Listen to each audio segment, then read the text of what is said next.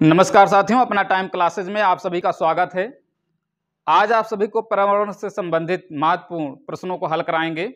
आज का motivational line है कि कोई लक्ष्य मनुष्य के साहस से बड़ा नहीं है। कोई लक्ष्य मनुष्य के साहस से बड़ा नहीं है, हारा वही है जो कभी लड़ा नहीं है। और एक लाइन नोट करना कि कभी पत्थर में फूल खिल जाते हैं, कभी पत्थर में फूल खिल जाते हैं, कभी बसंत में फूल गिर जाते हैं, कुछ लाशों को कफन भी नसीब नहीं होता और कुछ पर ताज महल बन जाते हैं। आइए चर्चा करते हैं, ध्यान रहे। पहला प्रश्न है कि पर्यावरण संरक्षण अधिनियम, नोट करना, पर्यावरण संरक्षण अधिनियम कब पारित हुआ? तो नोट करना 1986 ईस्वी में, 1986 ईस्वी, इंपॉर्टेंट है। उसके बाद वन्य जीव संरक्षण अधिनियम, वन्य जीव संरक्षण अधिनियम कब पारित हुआ? इसको भी नोट करना, 1972 ईस्वी में, 1972 ईस्वी में। और अगला है वन संरक्षण, नोट करना, वन संरक्षण अधिनियम जो है कब पारित हुआ? ये 1980 ईस्वी में पारित हुआ। कब पारित हुआ? 1980 ईस्वी में पारित हुआ।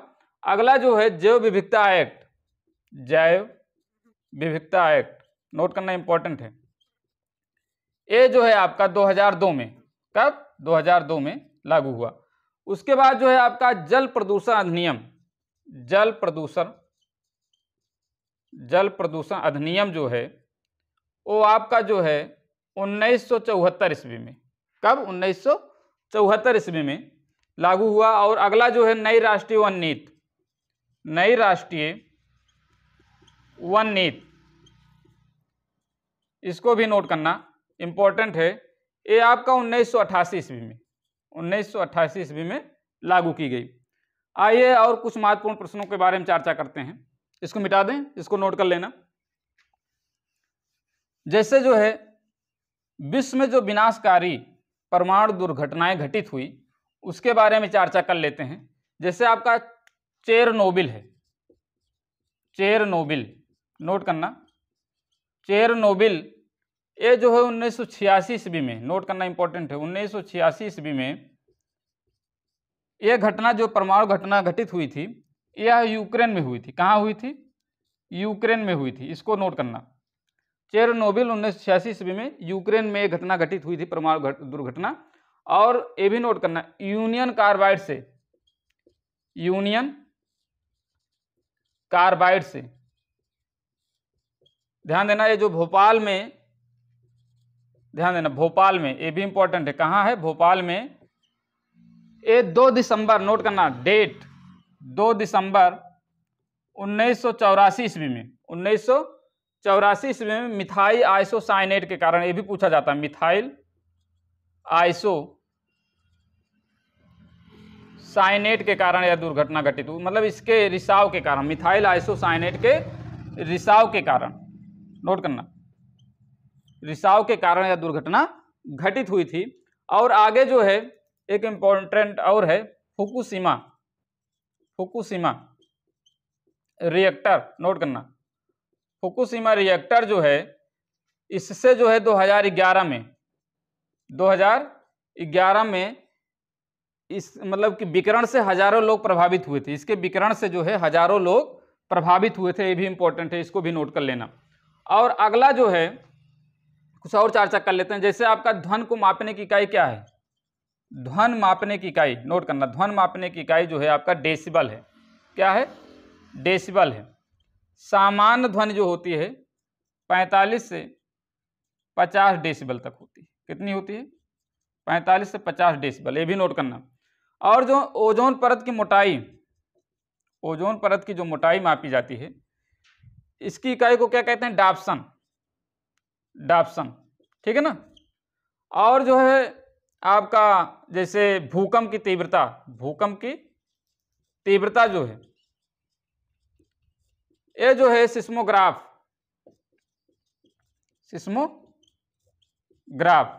भूकंप की तीव्रता जो है किस, मतलब कि भूकंप की जो तीव्रता होती है किस रिक्टर पैमाने से मापी जाती है, और आपका जो है सिस्मोग्राफ है, इस इकाई में ये मापी जाती है, ठीक है ना। उसके बाद जो है आपका आता है, अच्छा ये बताओ जो है विश्व में सर्वाधिक जैव विविधता कहाँ पाई जाती है? विश्व में सर्वाधिक जैव विविधता कहाँ पाई जाती है? नोट करना, विश्व में सर्वाधिक जैव विविधता ब्राजील के वनों में, ब्राजील के वनों में पाई जाती है, इंपॉर्टेंट है। लेकिन भारत में सर्वाधिक जैव विविधता कहाँ पाई जाती है ये भी नोट करना, केरल राज्य में जो साइलेंट वैली है, शांति घाटी, शांति घाटी जिसको आप इंग्लिश में कहते हैं साइलेंट वैली, ठीक है ना। ये जो है भारत में सबसे ज्यादा जैव विविधता यहां पाई जाती है। और नोट करना, क्रैकिंग गैस, क्रैकिंग गैस किसे कहा जाता है? सल्फर डाइऑक्साइड को, सल्फर डाइऑक्साइड को जो है क्रैकिंग गैस कहा जाता है। और ये भी नोट करना, इसके कारण जो है, क्योंकि मथुरा में जो है तेल रिफाइनरी के कारण जो है ताजमहल जो है पीला होता जा रहा है। ताजमहल कैसा होता जा रहा है? पीला होता जा रहा है। और इसके कारण जो है अम्लवर्षा होती है, जिसके प्रभाव से जो है ताजमहल पीला होता जा रहा है। और नोट करना, पर्यावरण का आतंकवाद किसे कहा जाता है? पर्यावरण का आतंकवाद जो है यूकेलिप्टस को कहा जाता है। नोट करना, यूकेलिप्टस को कहा जाता है। पर्यावरण का आतंकवाद किसे कहा जाता है? यूकेलिप्टस को जो है पर्यावरण का आतंकवाद कहा जाता है, ये भी इंपॉर्टेंट है। और ये भी नोट करना, जो आपका डोडो पक्षी है जो विलुप्त हो चुका है, डोडो पक्षी, डोडो पक्षी जो है इसका मूल स्थान कहाँ है? मॉरिशस में है। कहाँ है? मॉरिशस में। डोडो जो विलुप्त हो चुका है इसका मूल स्थान जो है कहाँ है? मॉरिशस में है।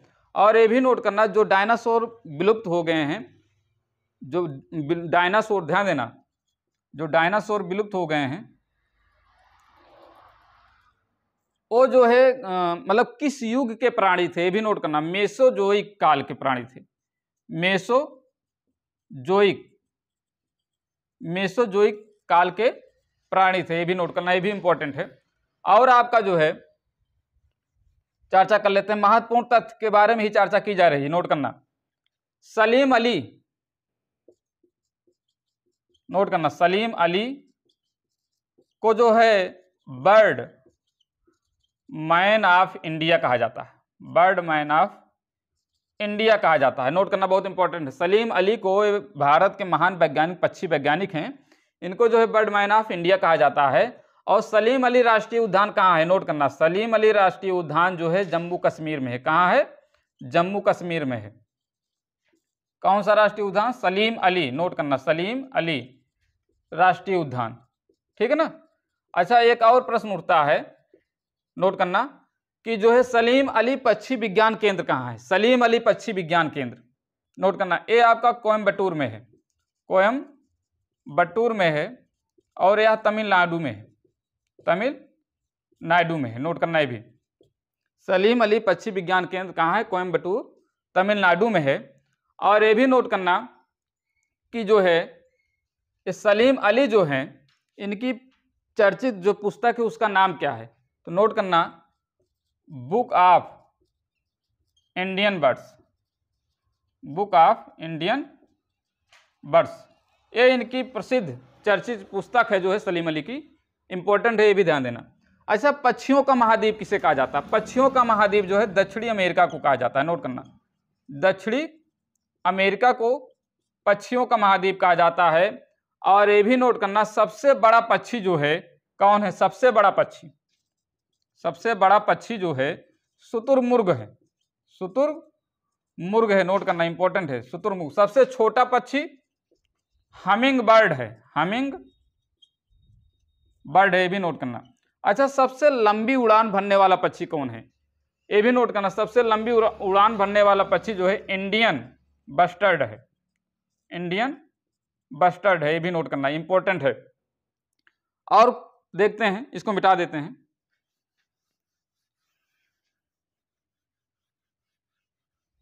और ध्यान देना, इंडियन बस्टर्ड जो है संकटग्रस्त है। और अगला जो महत्वपूर्ण प्रश्न है, भारत का सबसे बड़ा पक्षी उद्यान कहाँ है? भारत का सबसे बड़ा पक्षी उद्यान जो है भरतपुर राजस्थान में है, ध्यान देना, इंपॉर्टेंट है, भरतपुर राजस्थान में है भारत का सबसे बड़ा पक्षी उद्यान, ठीक है ना। भारत का सबसे बड़ा चिड़ियाघर कहाँ है, नोट करना, अलीपुर। कहाँ है, अलीपुर। भारत का सबसे बड़ा चिड़ियाघर जू जो है वो कहाँ है, अलीपुर कलकत्ता में है, अलीपुर कलकत्ता में, ये भी नोट करना।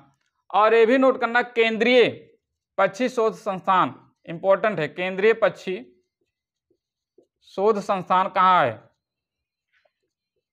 ये भी नोट करना। केंद्रीय पक्षी शोध संस्थान जो है ये आपका इज्जत नगर, नोट करना, इज्जत नगर जो कि बरेली में है। कहाँ है, बरेली में है, ये भी नोट करना। केंद्रीय पक्षी शोध संस्थान जो है इज्जत नगर बरेली में है।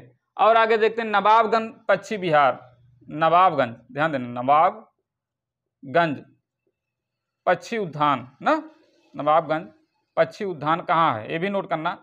ये जो है नवाबगंज उन्नाव उत्तर प्रदेश में है, उन्नाव यूपी में है, ठीक है ना। नवाबगंज पक्षी उद्यान जो है कहाँ है, उन्नाव यूपी में है। और नल सरोवर, नोट करना, नल सरोवर पक्षी विहार कहाँ है, ये नोट करना। नल सरोवर पक्षी विहार जो है गुजरात में है, कहाँ है, गुजरात में, ये भी नोट करना। नल सरोवर पक्षी विहार कहाँ है, गुजरात में है। और ये भी नोट करना, पक्षियों के अध्ययन को क्या कहते हैं, पक्षियों के अध्ययन को ऑर्निथोलॉजी कहते हैं। क्या कहते हैं, ऑर्निथोलॉजी कहते हैं। और एक नोट, और एक इंपॉर्टेंट पॉइंट नोट करना, जो पेंगुइन पक्षी है,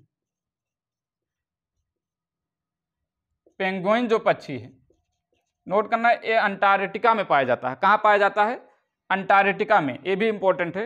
ये जो है कुछ महत्वपूर्ण फैक्ट थे पर्यावरण से संबंधित जिसके बारे में चर्चा की गई है। आप इसे देखिए और कॉपी कलम के साथ आप जो है इसको नोट किया करें, पूरी वीडियो देखा करें ताकि आपका कोई भी पॉइंट छूटे ना, ठीक है ना। और अगर चैनल पर नए हैं तो चैनल को सब्सक्राइब करें ताकि हमारी वीडियो का नोटिफिकेशन आप तक सबसे पहले पहुंचे, और इसको ज़्यादा से ज़्यादा शेयर करें। धन्यवाद।